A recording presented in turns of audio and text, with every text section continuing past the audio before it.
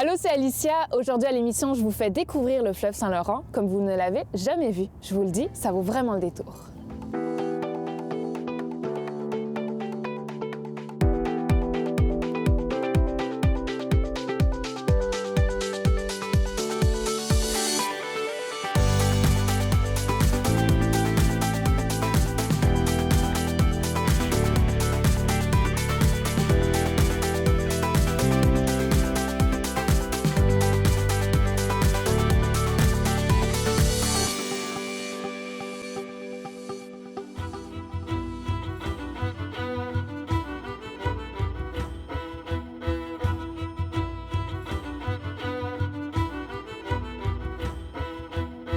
Je me retrouve avec Philippe Charbonneau. Tu es le président du club de voile de Rimouski et j'aimerais que tu m'en parles un petit peu plus justement du club. Qu'est-ce que vous faites exactement?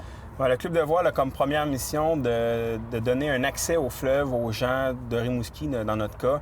Donc, on permet à des gens qui n'ont pas d'expérience de venir faire des régates le mercredi, donc d'embarquer sur des bateaux avec des capitaines d'expérience, puis d'aller faire des courses sur l'eau. Donc, c'est bien entendu, on fait pas beaucoup de sorties plaisance. On est beaucoup axé sur la régate, donc sur la course de voile. On a des courses de voile tous les mercredis ici en face de la marina. Donc, on a des 2 parcours là, qui se font tous les mercredis quand ils ventent. Ouais. Là, on est un peu en attente du vent, voir si on va avoir un départ de course ce soir, là, mais c'est ça. Et quelles sont les particularités ici dans la région pour la voile? Bien, on se considère plus comme étant la mer versus le fleuve, même si c'est l'estuaire dû à ce qu'on a 24 000 nautiques de large, donc on est capable d'avoir de la vague de... L'an passé, on a enregistré de la vague de 16 pieds à certains moments ici, là, juste à la sortie de la marina. Il y a des grands vents, il y a la brume, il y a des changements de météo rapides. Puis on a la possibilité de partir sur un bord de près puis de faire un bord de près pendant 5 heures de temps sans faire d'autres manœuvres parce que le fleuve est large comparativement à Québec où on a 1,5 mille nautique là, de large, donc il faut faire des manœuvres plus rapidement. Est-ce que vous donnez des formations? Est-ce que vous êtes un petit peu les professeurs de personnes qui voudraient se mettre à la voile? J'aurais pas dit des formations, on est plus des initiateurs. Je pense pas qu'il y a personne qui est officiellement là, mandaté par Voile Québec pour donner des cours ici à Rimouski. Mais quand vous embarquez sur un bateau, la première fois, vous êtes plus spectateur. Mais plus vous revenez à les mercredis, les gens comme j'ai des équipiers qui ont commencé cette année à faire de la voile qui là sont capables de bien comprendre les commandes puis de naviguer avec moi sur le bateau. C'est sûr que là, on est sur un voilier, donc qui dit voilier dit vent. Qu'est-ce que ça prend comme condition pour partir en voile? Bien, pour les régates, les officiels de course vont juger là, à 5h30, donc 1 heure avant le départ, s'ils décident de faire un départ ou non. Ça nous prend du vent. Ça nous prend environ 5 nœuds de vent, là, qui équivaut à peu près à 8-9 km/h de vent pour permettre un départ de course. Sinon, pour faire de la voile, ça prend juste le goût d'y aller parce qu'avec du vent, on navigue plus rapidement, mais sans vent, on peut quand même sortir et aller dériver là, en plaisance, mais il n'y aura pas de course s'il n'y a pas de vent. Philippe, d'ici à peu près une trentaine de minutes, on va voir si la régate va avoir lieu. Si la régate n'a pas lieu, qu'est-ce qu'on va faire? Bien, ça dépend des skippers, là, mais moi, j'aime bien sortir sur l'eau. Là. C'est mon mercredi de congé, donc je suis pas avec la famille, je vais pouvoir faire de la voile. Régent, qui est notre officiel de course, va décider s'il y a assez de vent pour donner un départ ou non vers 5h30.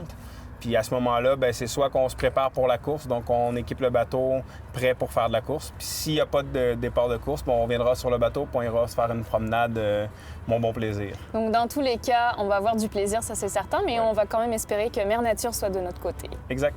Merci.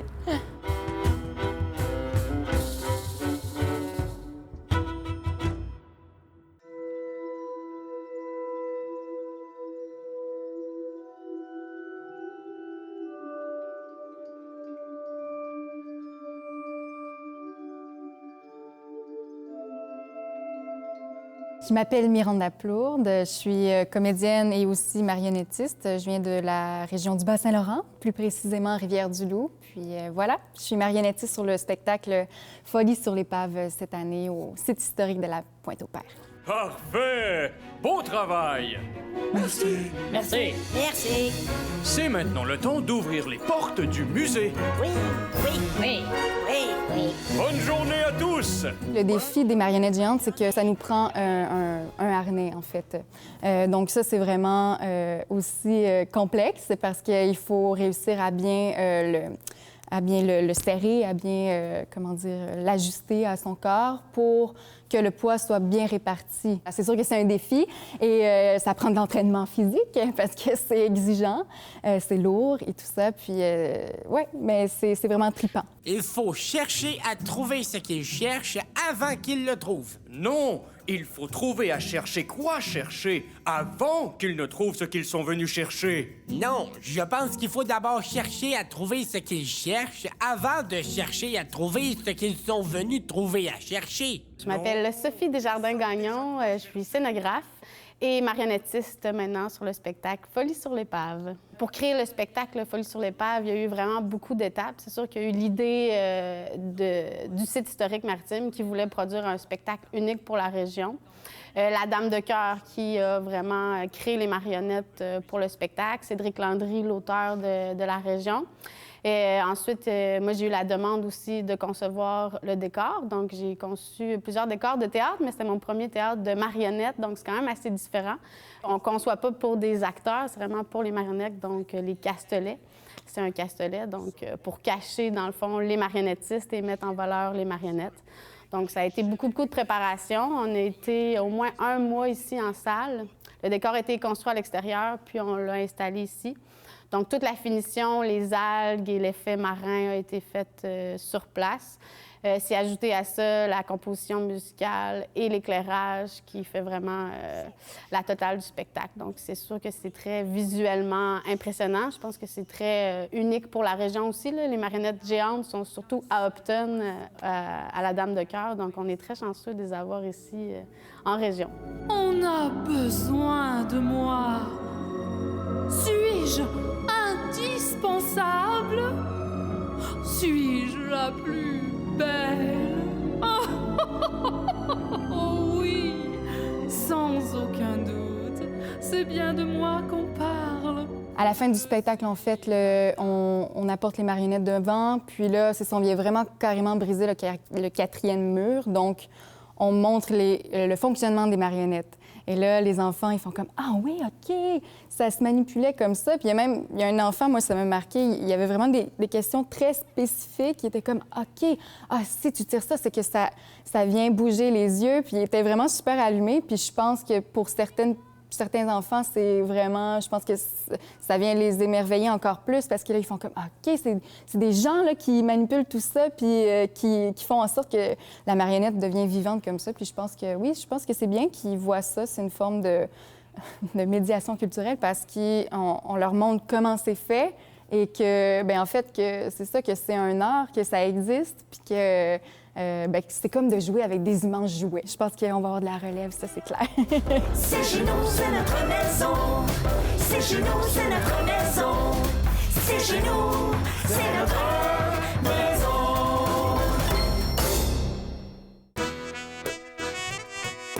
Philippe, je sens que c'est bientôt le moment. Là. Il y a des décisions qui se prennent en arrière. Oui, effectivement. Dans le fond, on attend de voir si on a assez de vent pour faire un départ de course. Donc, les officiels sont en train de discuter de s'il y a un départ, quel parcours on va faire. Ouais. Sûrement, on s'enligne pour un parcours court. Donc, on va aller moins loin sur l'eau pour avoir le temps de rentrer avant que la noirceur nous prenne. Puis c'est ça. Là. Ici, dans le manchon avant, on a la limite, mais quand on regarde au bout du quai, tantôt, les drapeaux étaient bien étendus. Donc, on pense qu'on va... Moi, je pense qu'on a un départ de course. Je croise les doigts. J'espère. Ah, oui. Il y a un petit vent, donc on fait un très, très petit parcours. Vaut mieux avoir un petit parcours que pas de parcours du tout. Mireille avec Florion. Nuit magique. Nuit magique. Yes. Excuse-moi, Catherine. Puis j'ai une autre personne, mais malheureusement, je peux pas lire le nom. Luciano. Oui, excuse-moi. Avec Catherine sur Nuit magique. Est-ce qu'il y a des gens qui sont pas placés? Tout le monde en embarcation? Bonne régate!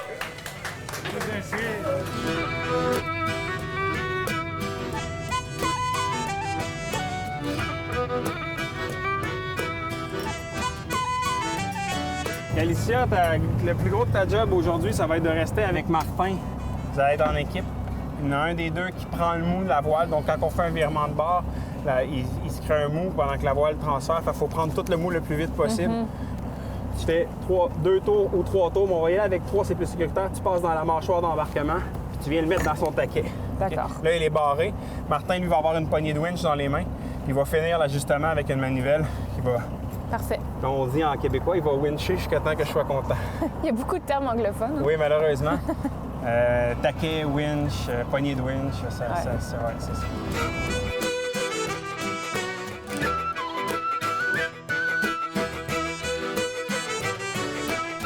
3, 2, 1, c'est parti.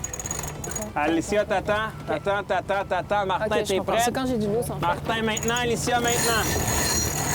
Michel, t'as pas de taquet sur ta grand voile. Ah, OK. Est-ce que je fais un tour, là, ou... Oui. Es-tu capable de tirer encore? Bah... Es-tu capable de tirer? Non. Fais 2 tours. Ça, c'est la manœuvre qu'il faut que tu fasses le plus vite. Voilà. Parce que là, le temps que ça nous prend de faire ça, c'est du temps qu'on n'est pas en puissance, parce que la voile avant représente 80 de la traction. OK. 20 minutes. C'est le temps de tirer, on tire. OK. On tire encore plus fort. Tire tout ce que tu peux. Martin, tu m'amènes ça au près serré après. Barre ça, va dans ta barreur tout de suite. T'es après moi, t'es à la bonne place. Martin, tu checkes ça, 12 à 14 pouces des barres de flèche. Michel, mets-moi ça près serré tout de suite. On a déjà notre vitesse, on a fait un beau virage. C'est bon là. Yeah. Winch! Winch! Go, donne tout ce que t'as! Yeah, man! Lâche pas!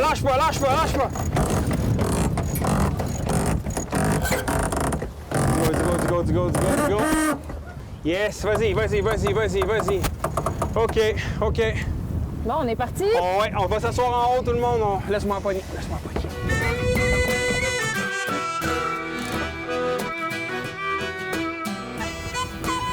Stéphane avait raison, il y avait assez de vent pour une course. Mais on le dépasse. On est premier. Martin, tu me cherches la bouée des yeux, c'est en dedans de... Elle devrait être techniquement à entre 10 et 11. C'est un drapeau orange? Une boule orange.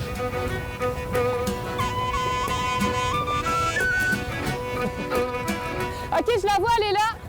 Merci. OK, tout le monde, on va se préparer pour un virement de bord. Alicia, reviens ici avec moi.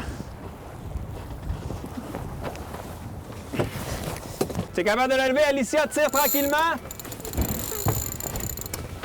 Vas-y, tire tranquillement, mais...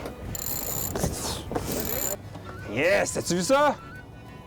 Hey, mais on dirait qu'il n'y a plus de vent, genre. Non, là, c'est toi, t'as le vent arrière. Là, notre vitesse se soustrait au vent réel.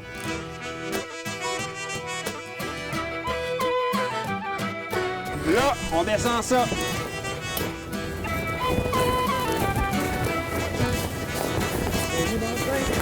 Ça descend-tu? Oui. Pas trop vite, un peu. Faut que tu tires plus vite que ça, Michel. Ralentis, Martin. OK. Ouais. On l'a. Beau gang, c'est beau gang. Yeah. C'est parti. Tranquillement. Michel, t'as rien à faire. Maintenant, Martin.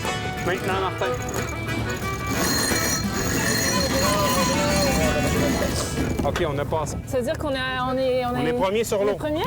Sur l'eau. Ah, OK. Ça veut pas dire qu'on est premier partout. Martin, ça, c'est attaché en avant. Veux-tu juste m'assouligner de l'autre bord, s'il te plaît?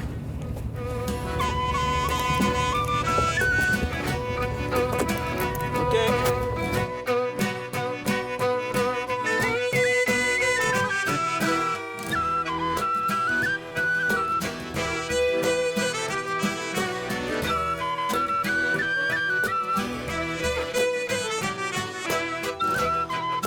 C'était vraiment une belle sortie, on s'est bien débrouillé.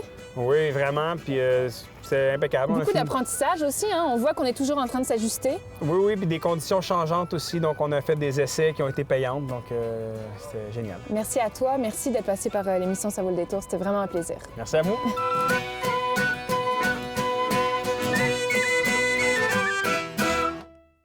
Je me retrouve avec Yvan Pedneau. On est en plein cœur de l'été, il fait beau et on est dans le cadre du festival Les Grandes Fêtes Tellus à Rimouski. Et tu t'apprêtes à faire un spectacle ce soir dans quelques heures. Tu vas présenter Rhapsody, les classiques de Queen. À quoi on peut s'attendre ce soir? Bien évidemment, on va explorer l'univers de Queen, les plus grandes chansons, les chansons que tout le monde connaît.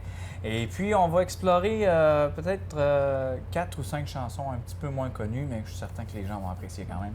Pourquoi Queen? Est-ce que ça fait partie de ton enfance? Oui, bien en fait, Queen, pour moi, évidemment, un peu comme tout le monde, je connaissais Queen pour des grands succès, là, Bohemian Rhapsody, puis Under Pressure. Puis en 2007, ça a comme vraiment commencé l'aventure Queen pour moi parce que à ce moment-là, j'ai passé une audition pour une comédie musicale qui allait se tenir à Toronto. Une comédie musicale avec la musique de Queen en avant-plan qui s'appelait We Will Rock You. Moi, je parlais pas anglais, je voulais juste aller prendre de l'expérience d'audition. Mais finalement, malgré le fait que je parlais pas anglais, ils ont décidé de me donner le premier rôle quand même. Alors, ils ont vraiment accroché sur ma voix. Puis c'est les membres restants du groupe, Brian May et Roger Taylor, qui ont pris la décision de me donner le premier rôle. C'est eux qui m'ont choisi. Alors, à partir de ce moment-là, j'ai déménagé à Toronto. J'ai appris beaucoup de chansons de Queen, puis on a fait près de 800 spectacles. Puis tu as appris ton anglais aussi? J'ai appris l'anglais aussi. En fait, Brian May avait dit aux journalistes, c'est plus facile d'y enseigner l'anglais en 6 semaines que de trouver un anglophone qui chante comme ça. Fait que j'ai été vraiment très, très flatté quand j'ai entendu ça. I want it all. I want it all.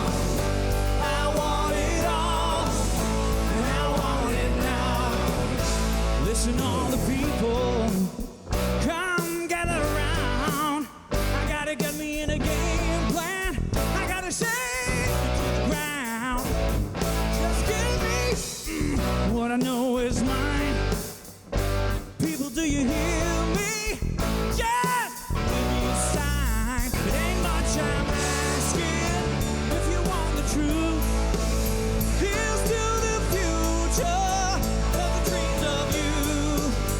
I want it all. Come on! I want it all. I want it all. And I want it now. Yvan, tu es natif de cette île, donc juste de l'autre côté ici du fleuve. Est-ce que tu aimes ça venir dans la région du Bas-Saint-Laurent ici? Oui, absolument, j'aime ça parce que je trouve d'abord que venir dans n'importe quelle région où on se retrouve sur le bord de la mer ou sur le bord du fleuve, c'est tout le temps relaxant. D'un côté, tu as la verdure, de l'autre côté, tu as le bleu de l'eau et ça m'apaise, on dirait. Je trouve qu'il y a une belle ressemblance entre les gens de la Côte-Nord et les gens du Bas-Saint-Laurent. On aime accueillir les gens, les faire sentir les bienvenus. Alors, ça change pas, c'est toujours la même chose quand on vient ici.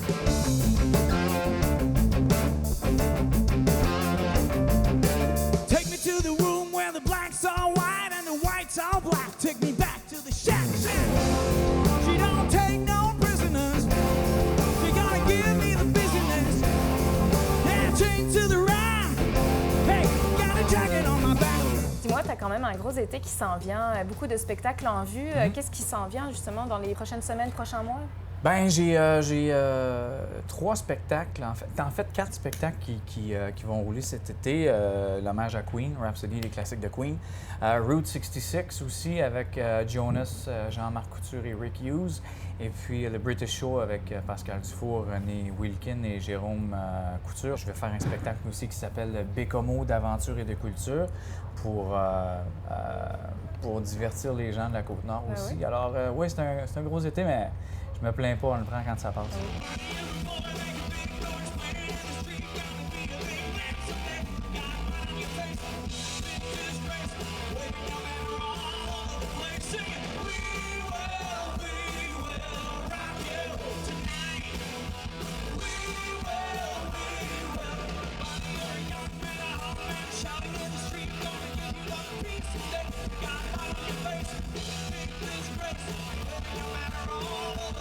Yeah.